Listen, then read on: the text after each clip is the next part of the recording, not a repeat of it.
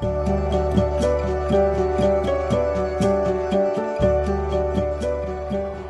dia, pessoal, bom dia, galera, bom dia a todos. Estamos dando continuação àquela aula que nós fizemos sobre proteínas, né? É importante nós ressaltarmos aqui uma função bastante abordada em provas, tanto de Enem como prova de vestibular e até mesmo na sua prova aí, a prova curricular, né? Que nós chamamos aí a prova que vocês têm aí por bimestre. Então, vamos recordar uma coisinha. Nós falamos na primeira aula, né, sobre as proteínas, do que elas eram feitas, a utilidade das proteínas, né, elas podem ser estruturais, e se vocês estão lembrados, nós comentamos sobre uma função, eu diria assim, uma função especial das proteínas, que são proteínas que têm a função de enzimas. Então, guarda aí, galera, pega a tua apostila, teu caderno, marca, né? Porque essa abordagem que nós vamos fazer aqui hoje na nossa conversa, ela é uma abordagem assim, fundamental e bem focada para aquilo que está sendo cobrado aí, né? Então, vamos lá. Nós estamos ainda no caderninho 1, no módulo 1, que é o módulo de revisão da bioquímica, correto? E hoje, então, nós vamos continuar o assunto de proteínas, só que na visão das enzimas, tranquilo? Então vamos lá. O que é, primeiramente, uma enzima? Não dá para a gente falar de enzima se a gente não sabe o que é uma enzima. Galera, toda enzima é uma proteína, embora algumas literaturas trazem, o que não seria pertinente para vocês, mas que a maioria das enzimas são proteicas. Então aí ele deixa uma lacuna para nós pensarmos que existem outras categorias de enzimas que não têm uma conformação proteica, mas isso não é discussão aqui para nós nesse momento. Nós estamos abordando os focos principais aqui, inclusive para a sua prova, correto? E para o Enem, e também o que é cobrado em vestibular. Então, vamos admitir aqui a enzima proteína. Então, como se fosse um pelotão de elite das proteínas que tem uma função muito importante no nosso metabolismo. Para vocês terem uma ideia, se não houvesse enzima, as reações químicas que acontecem na nossa célula, toda aquela dinâmica, seria uma dinâmica muito lenta. Ou seja, as reações seriam lentas, haveria um gasto muito grande de energia para que essas reações acontecessem. Se nós fizermos um ganchinho aqui, por exemplo, você lembrar lá da aula de física, por exemplo, você vai lembrar que o professor deve ter comentado com vocês que moléculas, elas precisam se movimentar, né? Existe aí uma energia que movimenta essas moléculas. Não vamos entrar em detalhe, obviamente, isso é, né, da abrangência da física. Mas para nós aqui é interessante você imaginar, fazer uma analogia bem simples, aquele carrinho de tromba-tromba, né? Pelo menos é da minha época, não sei se é da de vocês ainda. Mas o carrinho de tromba-tromba, você montava lá, o cara ligava a energia, o carrinho começava a andar e você batia, né, um carrinho com o outro. É aquela coisa que vocês conhecem, pelo menos já devem ter visto. A enzima, né, como sendo uma proteína, vamos botar um apelido nela, que é uma proteína de elite, né, uma categoria de proteína especial. Então, elas são consideradas, aí se você pegar livro, apostila, você vai ver esse nome, catalisadores biológicos. Ou seja, catalisador biológico, nós vamos entender que são aceleradores da reação química do metabolismo. Então, esse metabolismo, uma reação qualquer, né, reagentes vão entrar, né, no produto da reação, vão entrar ali no sisteminha, e isso vai resultar no quê? Vai resultar num produto de reação, que vocês aprendem na química.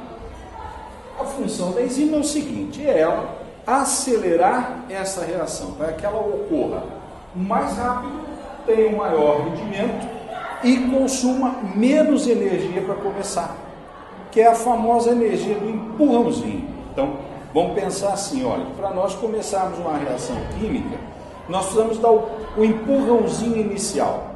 Este empurrãozinho, presta bem atenção no nome que eu vou falar para vocês. Esse empurrãozinho é chamado de energia de ativação. Guarda aí, energia de ativação, correto? Então, o empurrãozinho para que a reação comece, precisa, né, desse empurrãozinho. Então, esse empurrãozinho é chamado de energia de ativação. E a enzima acaba colaborando, que ela diminui essa energia de ativação na reação. A reação se torna mais rápida, se torna mais rentável, tem um rendimento maior, que é o que garante a nossa demanda metabólica de espécie para espécie, né? Então, resumindo, todas aquelas reações químicas que estão acontecendo dentro das nossas células, nesse momento, que nós chamamos de metabolismo celular, eles estão acontecendo graças a quê? Primeiro, nós temos energia, nós temos que ter oxigênio e as enzimas. Então, o papel de abordagem nas provas é muito importante que você guarde isso.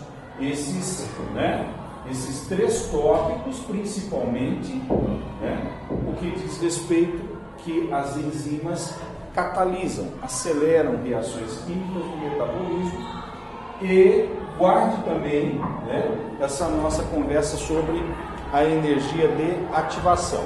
Tranquilo? Bom, vamos para frente então, vamos ver como funciona então uma enzima. Galera, é o seguinte, 3 tópicos importantes para você não esquecer, certo? Especificidade de uma reação.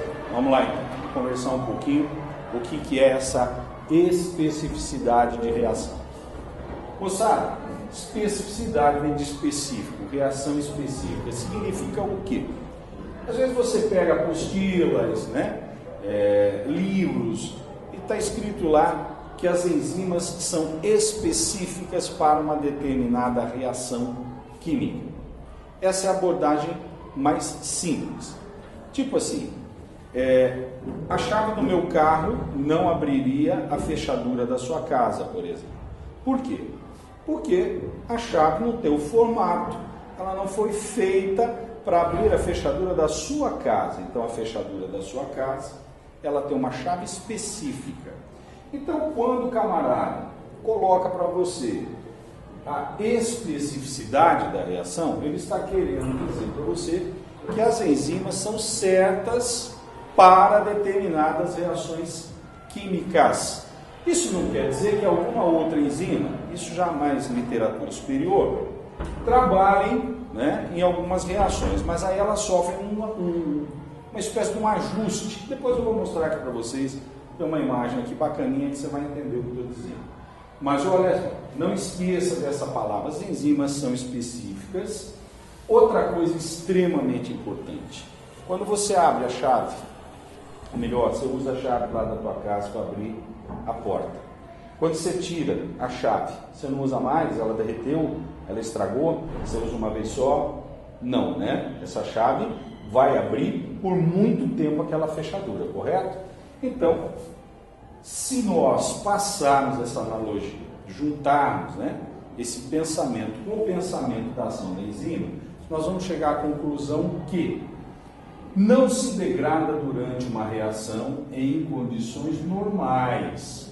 Então a enzima, galera, é o seguinte, ela vai, faz o papel dela, correto?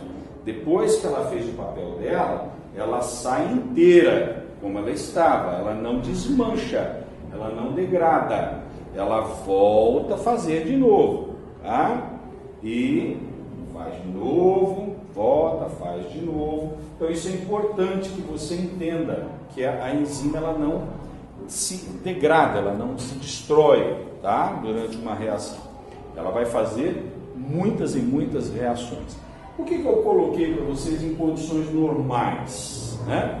Condições normais, vamos pensar assim, você não vai forçar a barra na reação, nem dando muita temperatura, nem mexendo no pH, nem mexendo em condição de substrato, tá certo? Condições normais, eu diria assim, tá acontecendo tudo bonitinho, tá? Sem nenhuma interferência. Vamos guardar assim, que é melhor. E olha como eu disse para vocês, né? Como uma chave que encaixa certinho numa fechadura. Eu ia trazer aqui um modelinho para encaixar para vocês, um feito com Lego, eu acabei esquecendo. Mas é muito simples você entender isso aqui, ó. Olha só, vamos lá. Achei uma imagem bonitinha, bastante ilustrativa, está aqui a fonte da imagem, né? Galera, perceba uma coisa. A estrutura da enzima, que você está vendo nessa circunferênciazinha cinza, né? É essa estrutura proteica. Proteína, você lembra? Uma estrutura de aminoácidos unidas por ligação peptídica, correto? E essas enzimas, então, elas se tornaram uma categoria especial que são enzimas. Então, observe que na enzima, tá, ocorre uma partezinha aqui que nós chamamos do que? Sítio ativo ou sítio de ligação. É o local onde o substrato, né, vai se encaixar na enzima. Galera, para um pouquinho, vamos comentar uma coisa aqui. Substrato. Você lembra quando nós fazíamos lá a reação química, por exemplo, nós pegávamos aqui um elemento, um composto A, iríamos reagir com o composto B, né, para nos dar aí o produto AB. Então, isso daqui, né, nós chamaríamos de reagentes, correto? Esses são os reagentes. E esse daqui, então, seria o produto. Tranquilo. Isso aí você domina, sabe, tranquilinho, né? Não tem dúvida nenhuma nisso aqui. Então, o que é o substrato da enzima? Aquela coisa que... Essa coisa parece um preguinho aqui, meio verde aqui. A reação vai acontecer, então a enzima que vai atuar aqui nessa reação, ela vai atuar sobre os reagentes, que são, na verdade, quem? O substrato, correto? O substrato seria o alvo que a enzima vai atacar, ela vai agir no substrato. Então, note aqui na nossa ilustração que o substrato tem um encaixe certinho. Perceba aqui a forma, né? Se você pegar aqui, ó, onde eu estou com a caneta, você vai perceber que esse lugar tem o formato certo do encaixe do substrato. Tranquilo? Então, esse é o sítio de ligação, é o sítio ativo, o local onde a enzima vai encaixar ali bonitinho. Tranquilo? Então, você tem no segundo desenho, veja que o substrato, ele encaixou direitinho no sítio de ligação. Percebe uma coisa aqui, galera, ó, a forma da proteína, a forma da enzima, bate com o formato do substrato. Lembra da chave e da fechadura? A chave tem que ter, né, a estrutura da chave, o desenho da chave, ele tem que ser, ele tem que encaixar na fechadura para poder funcionar. Então você vê bem isso aqui, ó, né, no sítio de ligação. Pois bem, a enzima terminou o serviço dela, atuou no substrato, e aí você percebe que está aqui o produto. Olha, esse amarelinho e este vermelhinho eram esta pecinha verde aqui, ó, o substrato. Agora eles se tornaram produto. Olha aqui, ó, a reação ocorre, produzem moléculas. Na verdade, essa enzima quebrou, né, esta reação. Então, dá a impressão aqui que isto era um AB, né? A enzima atuou e separou A mais B, correto? Então, aqui sempre a presença de uma enzima. Então, aqui que eu digo para vocês, tomarem cuidado com a especificidade da enzima para a reação. Né? Então, ilustra, legalzinho, eu acho que vocês não teriam problema de entender esse desenho, ó, substrato, enzima, enzima, substrato, final da reação produto, e repara que a enzima, a molécula enzimática, ela volta, ela sai intacta, aquilo que eu falei para vocês, que a gente já comentou aqui, a enzima não se degrada durante a reação. Tranquilo? Isso é importante para a prova, viu, gente? Então, vamos lá, vamos seguir.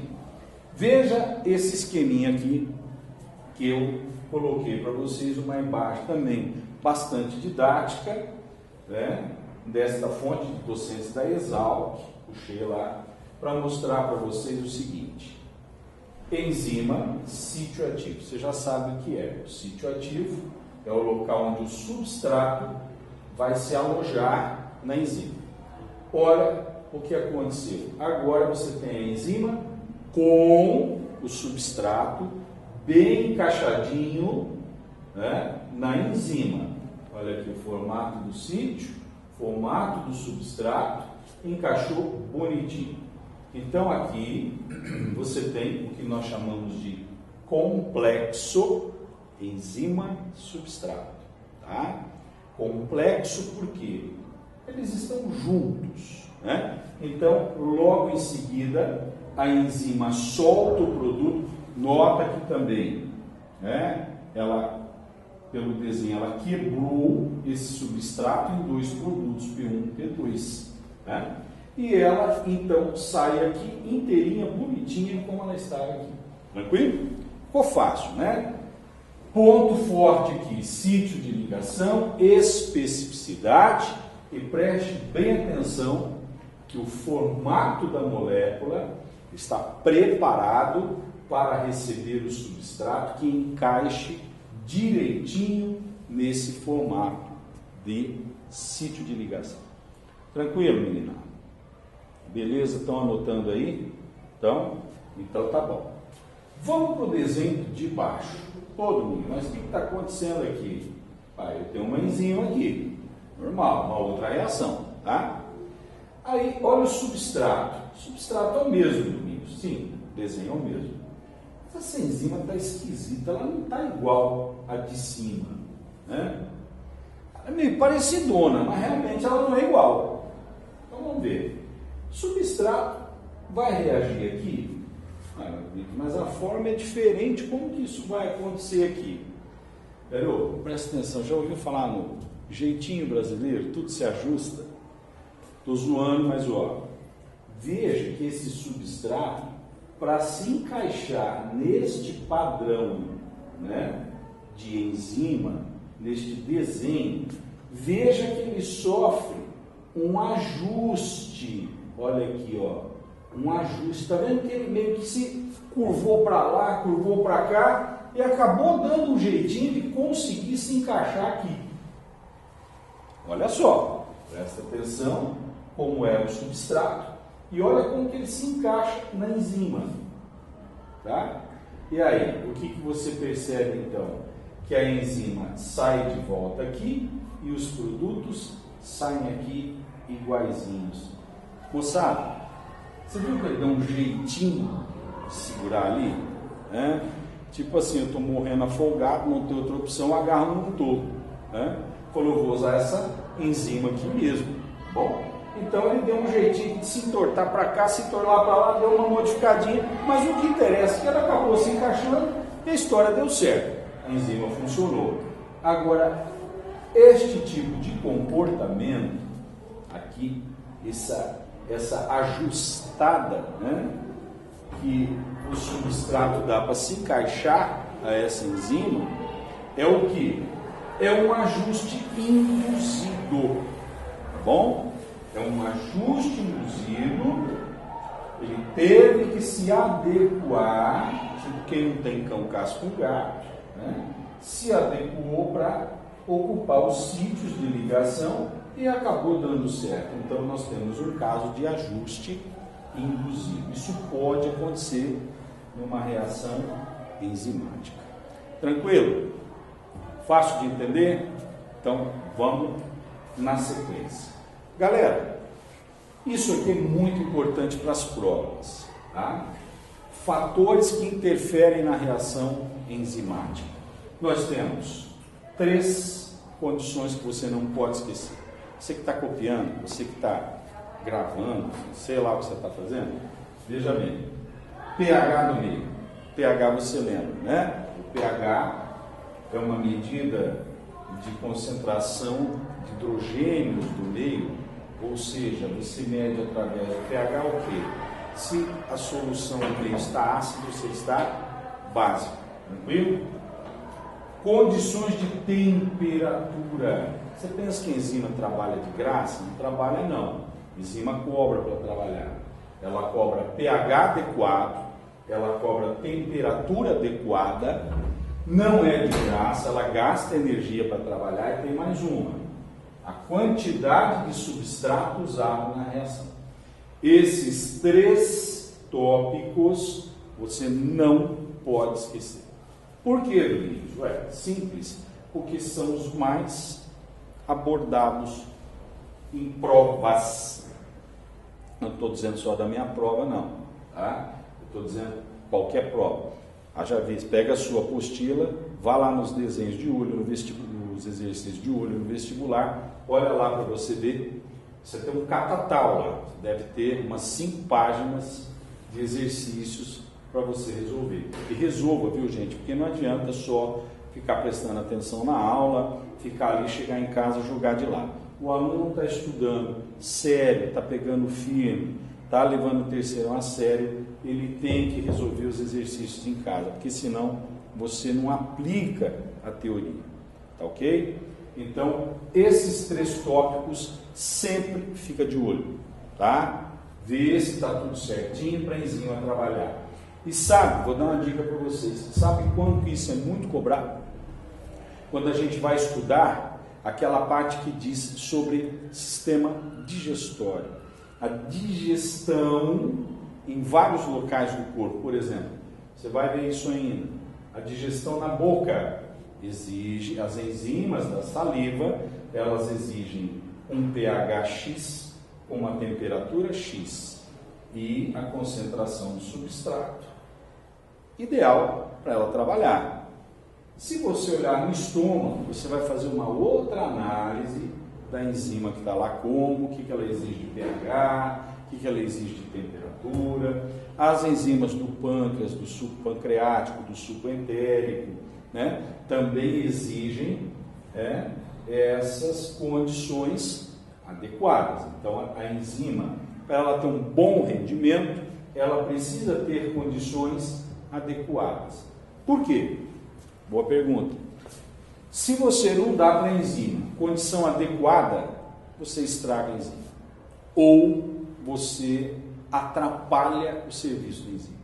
Então aquela reação já não vai sair como era para sair, aquela reação já não vai render mais a mesma coisa, vai ser uma reação zoada, né? Não vai ser aquilo que a gente está esperando, tá bom? Então vamos lá. 3 gráficos podem aparecer na sua prova. Vamos entender, não é decorar, tá? Proibido decorar. Vamos entender cada gráfico desse. Vamos começar com esse aqui, ó. Vamos começar com esse gráfico aqui. Galera, o que ele está abordando nessa representação gráfica? Concentração do substrato por velocidade da reação. Ó, para você ter uma noção, todos os exercícios de prova, vestibular, Enem, se chegarem a mostrar para vocês adequação de reação enzimática, eles vão normalmente usar um gráfico, né? Que é uma forma mais assim, vamos dizer, mais clara de representar para você o que ele está perguntando. Então, ó, concentração do substrato, daqui para cá é o aumento, e a velocidade de reação, daqui para cima é o aumento também. O que você vai observar aqui? Quanto mais se aumenta a concentração do substrato, mais a velocidade da reação vai aumentando. Até, se liga agora, que chega num ponto, que você está vendo aqui, tá? Onde você pode continuar aumentando quanto você quiser da quantidade de substrato, porque a velocidade da reação chegou ao extremo, tá? Não vai mais acelerar. Por quê, galera? Que você já ocupou todas as enzimas que estavam ali, tá? Se todas as enzimas já estão ocupadas, a enzima não faz milagre, correto? Então não adianta você ficar atacando ali substrato para a enzima reagir, se todas as enzimas que você colocou nessa reação já estão ocupadas. Então a velocidade vai ser constante. Vamos fazer uma analogia? Eu gosto de fazer analogia que fica mais fácil para entender. Você tem lá um carro, pisa. Não chega uma hora que você pisa, né? Deu lá o que a molecada fala aí, KM, sei lá. O carro não anda mais que aquilo. Você chegou no limite do motor, tá? Mesma coisa. Não adianta você ficar entupindo de substrato se você não aumenta a quantidade de enzima. Então você colocou lá uma quantidade X de enzimas para essa reação. Claro, você vai aumentando a quantidade, a velocidade vai aumentando. Agora chega uma hora que é como se a enzima falasse, olha, chega, não adianta você colocar mais substrato, está todo mundo ocupado, nós não vamos dar conta do recado. Não traz mais serviço para nós não vamos dar conta. Mais ou menos isso, tá bom? Agora, esse aqui, ó, esse gráfico aqui é top, hein? Tá? Esse gráfico aqui, se guarde com carinho, tá? Guarda com carinho esse gráfico. Ó, temperatura por velocidade de reação. Moçada, daqui para cá, temperatura aumentando em graus Celsius, velocidade aumentando. Nota que no momento zero, velocidade zero, começa a reação. Conforme ele vai aumentando a temperatura, vai aumentando a velocidade de reação da enzima, vai aumentando proporcionalmente. Chegou num ponto aqui em cima, ó, este pontinho preto aqui, né? Se a caneta ajudar, tá bom? Este pontinho preto, repara que se você descer aqui, ó, ele vai dar mais ou menos em torno de 40 graus. Tô certo? Em 40 graus, você diz que a velocidade da reação chegou ao máximo. Então, este ponto aqui, nós chamamos de ótimo de reação. Tá? Este é o ponto ótimo, é onde a enzima está no seu melhor momento. Mas ele continuou aumentando a temperatura. Nota aqui, ó. E aí você vê que a velocidade de reação da enzima cai de uma forma até meio brusca. E ele vai pedir para você justificar isso, com certeza. Por que eu continuei aumentando a temperatura e a velocidade caiu? Porque aqui, meu querido, você desnaturou a enzima, né? Então, essa parte aqui é a parte de desnaturação da enzima. O que é desnaturar? Você estragou a enzima. Você deu tanta temperatura que o calor, né, estragou a molécula, deteriorou a molécula, desintegrou a molécula. Tá ok? Então, você não vai ter mais rendimento porque você saiu da temperatura ideal. Você tacou calor demais lá, né? Você desnatura a enzima, correto? É aquilo que eu falo. pH é temperatura, cada enzima e as do nosso corpo, por exemplo. Qual a nossa temperatura média? Em torno de 36 graus. As nossas enzimas funcionam bem em 36 graus. Se você botar 70 nas nossas, você vai torrar nossas enzimas, né? Então, esse gráfico deixa bem claro. Mesma coisa, olha aqui, pH. Agora o pH é acidez ou alcalinidade do meio. Velocidade da reação. Cuidado, hein? Ó, quando você for estudar sistema digestório, isso aqui é muito cobrado para você tentar matar a charada se a enzima é do estômago, se a enzima é da parte entérica, tá? Se ela é do suco pancreático, porque estômago, saliva, secreção entérica, secreção pancreática trabalham com pHs diferentes. Preste bem atenção nisso, virá numa próxima aula e a gente conversa melhor. Mas olha aqui, ó, pH 0, 1, 2, 3. Essa enzima 1, ela tem o ótimo aonde? Mais ou menos num pH 2. Galera, pH 2, você que lembra, 14, o que? Ácido. 14 neutro, 14 para frente, básico. Veja que o pH é extremamente ácido, né? então ela tem um ótimo de reação num pH ácido. Continua aumentando o pH. Nota que esta segunda enzima, ela tem o seu ótimo de reação aonde? No pH estaria aqui, ó, próximo de 8. 8, galera, já é acima de 7, então já é um pH o quê? É um pH alcalino. Concorda comigo? Lembra lá da química, conversa lá com a Carol, conversa com a Lu, que vocês vão ver direitinho isso daí. Então, olha que o ótimo, né, dessa enzima aqui está bem próximo de 8. Então, você tem dois contrastes, uma enzima que atua muito bem em pH ácido. Provavelmente, se ele estivesse falando de digestão, seria uma enzima do estômago, seria a pepsina, por exemplo. Se ele estivesse falando de digestão, esta proteína estaria já para baixo no estômago, ou seria uma proteína de secreção pancreática ou de secreção entérica, tá? Porque, ó, trabalha bem no seu pH em torno de 8. Meninada, então é o seguinte, ó, cada enzima tem a sua exigência, certo? Guarda bem isso cai, tá? Isso é importante que você tenha entendido. Tranquilo? Mecanismos que inibem a enzima. Isso é perigoso você encontrar numa prova também. Olha lá, Domingos, como inibir a enzima? Inibir. Fazer com que a enzima ela não funcione. Mais ou menos é isso. De uma forma bem simplista, é isso aí.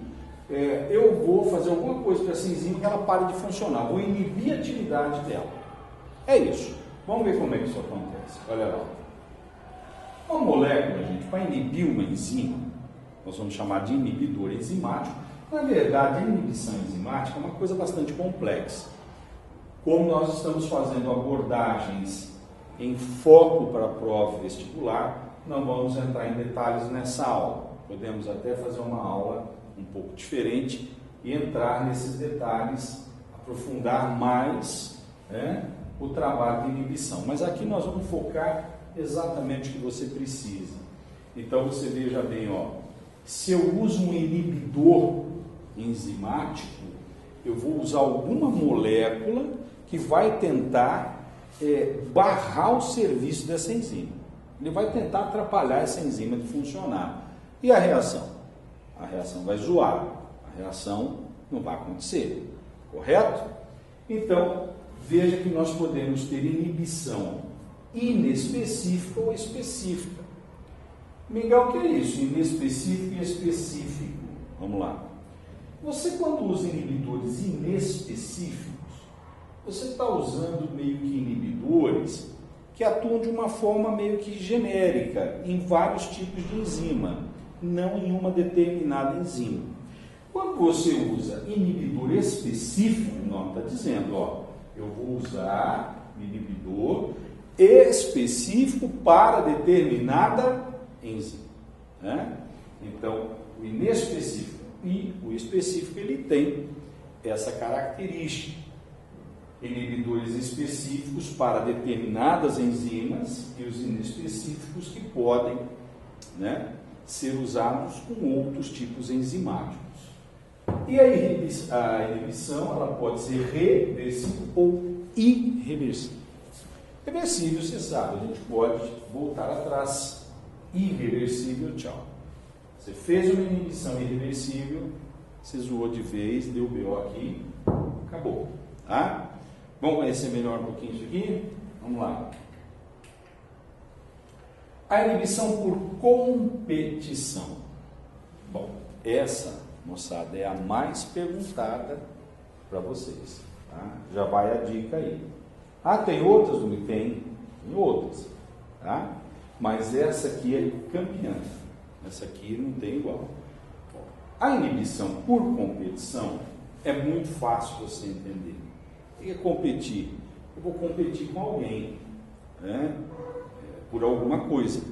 Então repara aqui, olha, em amarelo, também uma imagem que eu retirei da internet, tá aqui a fonte da imagem, né?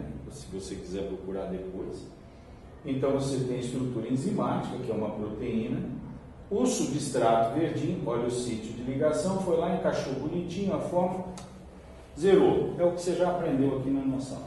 Agora, olha quando ele usa um inibidor que tem um formato muito parecido com o substrato. O inibidor, o que ele faz? Como ele tem um formato parecido com o do substrato, ele vai lá e ocupa o lugar onde era para estar o substrato. E o inibidor, ele entra ali e fica. E o substrato fica olhando para cá, tipo, e daí? Sobrou lugar para eu entrar nessa enzima? Não. Então, a molécula está ocupada, né, com uma molécula que nada a ver, enquanto o que ela deveria estar fazendo, que é atuando no substrato, ela não vai estar fazendo, porque ela está ocupada com uma molécula enganadora, tá? Então, essa molécula competiu com o substrato pelo sítio de ligação. É assim que você usa, é essa estratégia que você usa quando você quer fazer uma inibição enzimática do tipo por competição. Use uma molécula parecida com o substrato que você vai usar na reação. Tranquilo? Não tem erro. Olha essa outra situação. Você tem aqui também uma situação A, uma situação B. Vamos lá. Enzima, né? Sítio ativo, substrato verdinho. Correto? Na situação A. Enzima, substrato, encaixou bonitinho, enzima específica. Tá. Olha o final. Soltou fora o produto. E a enzima volta inteira. Não vai esquecer disso, hein? Olha para a situação dele, irmãozinho. Ó, um cara estranho aqui. Mas ele encaixa. Aqui, ó. Né? A enzima é a mesma. E olha esse cara aqui. Ele não é o substrato, mas ele encaixou aqui. Olha ele encaixadinho aqui. O que ele está fazendo aqui? Cheguei primeiro, o lugar é meu. E o substrato fica chupando o dedo. Pô, é o meu lugar, cara. Não. Já está ocupado. Então ele competiu com o substrato pelo sítio de ligação. A enzima, uma vez ocupada com a molécula inibidora, ele fica, Deus da, a reação vai acontecer? Pensa aí. Né? Não vai, entendeu? Não vai. Então, ó, o cara entra no sítio de ligação porque ele se parece muito com o substrato. Ele ocupa o lugar. Então, menina, a inibição por competição é a mais abordada nas provas, correto? Eu estou fazendo uma abordagem aqui, repito, dos pontos mais importantes. Isso não quer dizer que o que você deve fazer, aprofundar os seus estudos, chegar em casa, ler a sua apostila, tá? Pegar na nossa biblioteca os livros de biologia que eu já recomendei para vocês, que vão dar um suporte para vocês aprofundarem o conhecimento de vocês, tá? Até mesmo já preparando vocês para uma consciência universitária, porque na universidade você não tem tudo de mão beijada, você vai ter que se virar lá e lá o bicho pega, né? Lá o cara te dá o abacaxi e você vai descascar. Então veja que eu estou te orientando sobre as abordagens mais importantes nesta revisão, tá? De bioquímica, parte enzimática. Então, está explicado para você o que é a inibição por competição, que eu volto a dizer, é o mecanismo mais abordado hoje. E aqui, galera, para a gente encerrar nossa conversinha de hoje, eu coloquei alguns exercícios. Esse é da UEL. O esquema a seguir representa reagentes e produtos de reações químicas que ocorrem nas células. Um desenho aqui, outro aqui, outro aqui. Opa, peraí. Esse branco está juntando esses dois. Ora, Então, isso é enzima, esses dois são o substrato. Olha lá, encaixou só o sítio de ligação, encaixou bonitinho. Produto, enzima saiu, bonitona, livre, inteiraça para fazer, de novo, não esquece disso. Claro, vem a pergunta, o EL, hein? Tá? O EL. Essa sequência de reações é um modelo que mostra a ação de uma enzima na síntese de uma substância. Cuidado para você não confundir síntese com quebra, tá? Veja que ela está juntando, ela está sintetizando, tá? Não está quebrando a molécula. Síntese de uma substância, interessante. Produzir ADP a partir de ATP, não tem a ver com o nosso desenho. Nosso desenho deixa claro que é um trabalho enzimático, né? Formar um nucleotídeo também não tem nada a ver. Nucleotídeo nós vamos conversar em ácido nucleico. Digestão de uma proteína, está digerindo uma proteína, parece que ela está sintetizando. Oxidação de uma molécula de glicose, claro, o produto de oxidação da molécula de glicose, ele envolve N enzimas, que você vai estudar lá, desde a glicose, depois na mitocôndria o ciclo de Krebs, a cadeia respiratória. Como eu disse para vocês, todo o metabolismo, ele é mediado por enzimas, e também não vamos esquecer da água, né? Água é vida.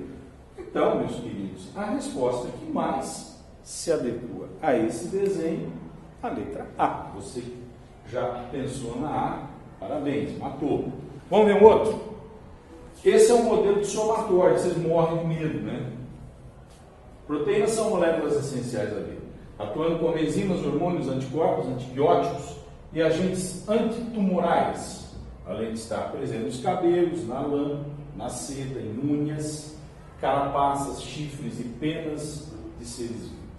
Em relação às proteínas, é correto afirmar que são biopolímeros constituídos de aminoácidos, os quais unidos entre si por meio de ligação peptídica. Tá certo? A produção dessas moléculas se dá sem gasto de energia? Claro que não. Reação química, meu amigo, ela precisa de energia para acontecer. Todas as proteínas possuem peso molecular idêntico. Olha, cuidado com a alternativa tipo assim, todas, nunca, sempre. Isso normalmente é pegadinho, tá?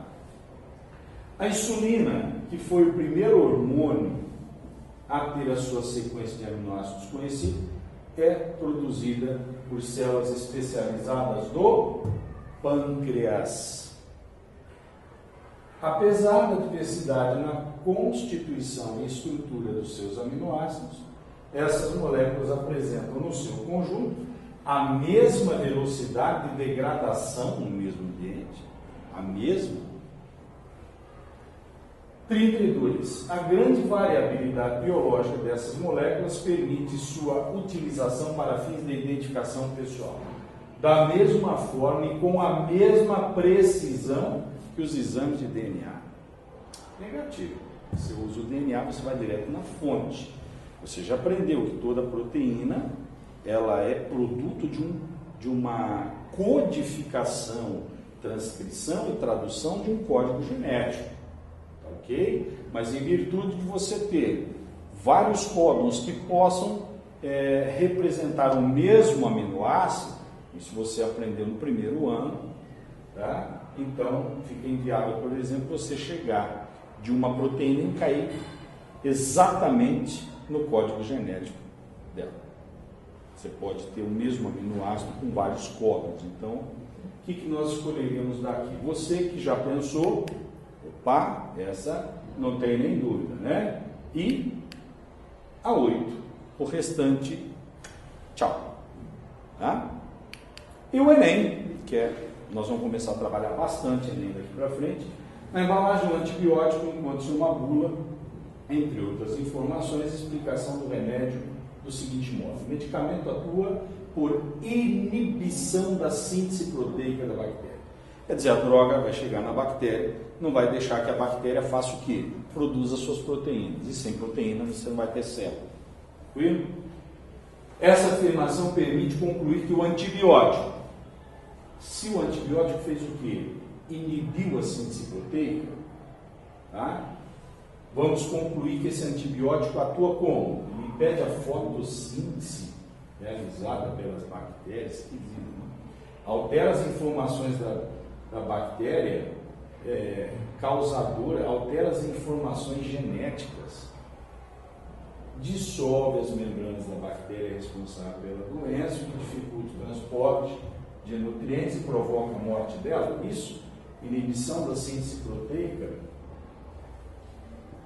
elimina os vírus causadores da doença, pois não conseguem obter as proteínas que seriam produzidas pelas bactérias que parasitam. Interrompe a produção da proteína das bactérias causadoras da doença, o que impede a sua multiplicação pelo bloqueio das funções vitais. Exatamente. Só vou te dar um alerta. Cuidado, hein? Usar antibiótico para doença viral como causa fundamental, como ataque principal, usar antibiótico para ataque principal, atacar o vírus, isso não existe. Muitas vezes o procedimento adotado pelo médico é usar o antibiótico com o intuito de atuar em doenças bacterianas ou de outros micro-organismos, não no vírus, que sejam oportunistas naquela infecção viral. Tranquilo, meninos? Muito obrigado por hoje. É só, eu espero que vocês tenham aproveitado e vamos estar de volta logo aí, mas não esquece de uma coisa, hein? A apostila não é para ficar guardada em bolsa. Chega em casa agora, pega os exercícios desse capítulo e vai resolver. Falou, galera? Beijão para vocês, até a próxima. Tchau, tchau.